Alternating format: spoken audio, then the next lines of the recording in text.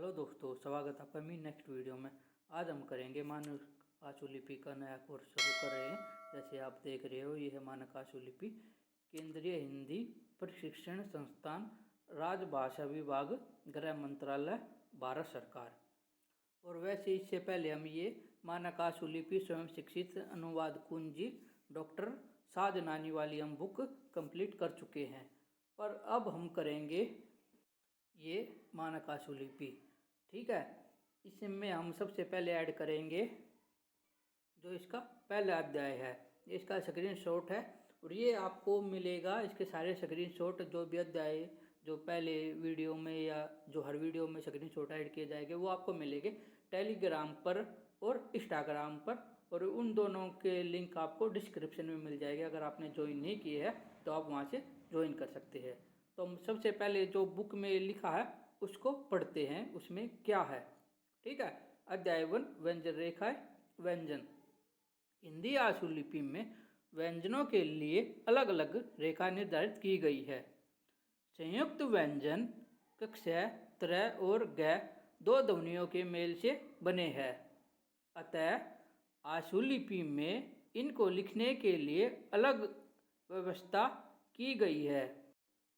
व्यंजन य, व तथा है को छोड़कर शेष सभी व्यंजनों को लिखने के लिए सीधी अथवा वक्र रेखाओं का प्रयोग किया गया है। हिंदी भाषा में व्यंजनों को वर्गों में विभाजित किया गया है। ध्वनि समानता के कारण प्रत्येक वर्ग के सरल रेखा व्यंजनों को एक ही रेखा में प्रदर्शित किया गया है। समान ध्वनि वर्ग के व्यंजनों में अंतर करने के लिए रेखाओं को हल्का या गहरा किया जाता है अथवा बीच में काट द्वारा दर्शाया जाता है। ध्वनि समानता के कारण ही र तथा अड़ के लिए भी एक ही व्यंजन रेखा ली गई है। व्यंजन रेखाओं को लिखने की दिशा तीर द्वारा दर्शाई गई है, जैसे सरल रेखा व्यंजन, वक्र रेखा व्यंजन।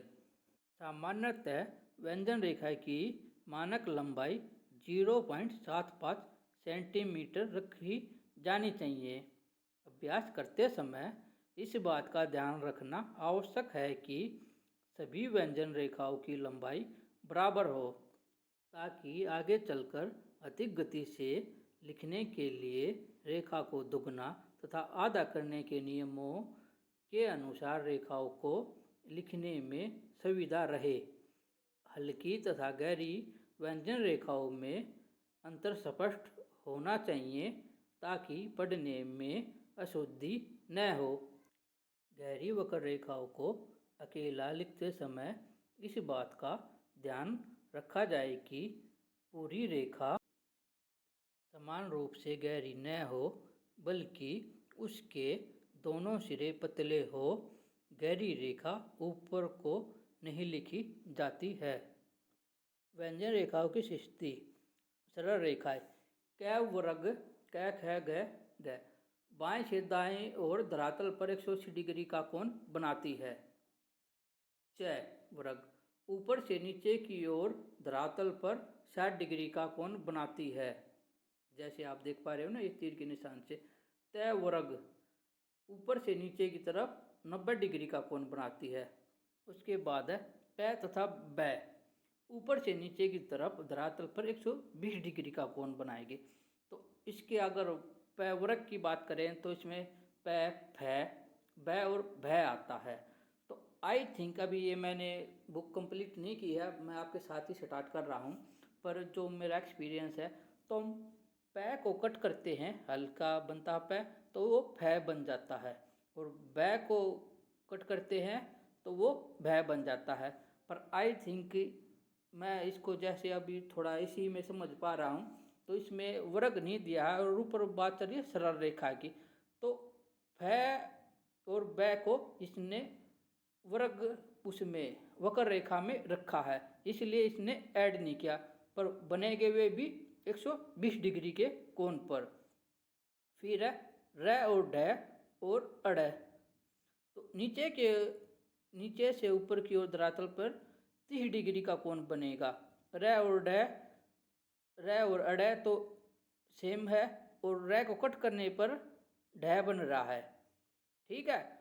और फिर है को जब हम ऊपर से नीचे की तरफ बनाएंगे तो 60 डिग्री का कोण बनेगा और नीचे से ऊपर की तरफ बनाएंगे तो 30 डिग्री का कोण बनेगा। ये आप चित्र में देख पा रहे हो ना, तीर के निशान से दिखा रखा।